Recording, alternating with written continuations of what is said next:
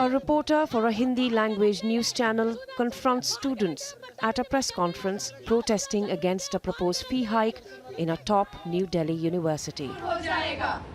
2 days later, the channel's editor-in-chief and reporters are filmed waving swords in support of her.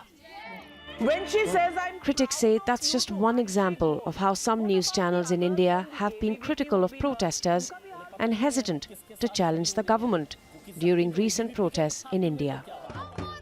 For more than a month, hundreds of thousands of people across the country have been protesting against the new citizenship law, which many say discriminates against Muslims. The views of the editor-in-chief of Sudarshan News Channel match those of the government, whether on protesters fighting fee hikes or those opposing the new law.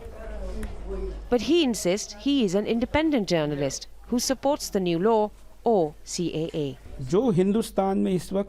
In India, the anti-CAA protests that are going on, they are supporting Muslims of Pakistan and Bangladesh. They want Muslims of Pakistan, Afghanistan and Bangladesh to come to India. Or they don't want the Hindus from these countries to come to India because that's what the law says. But Prateek Sinha, the founding editor of Alt News, a fact-checking website, says many news networks are shielding their pro-government bias. Prateek accuses the government of controlling the narrative.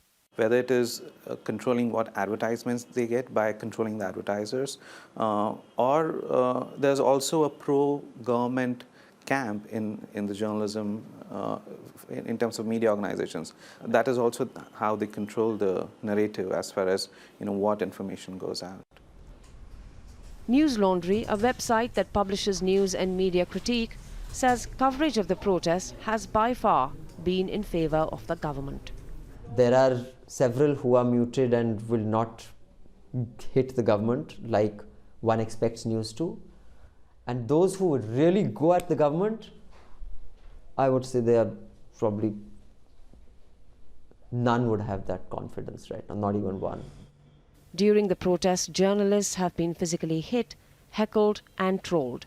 But as the split in the media widens, it seems it's the viewers who stand to lose out. Anchal, Vohra, Aljazeera, New Delhi.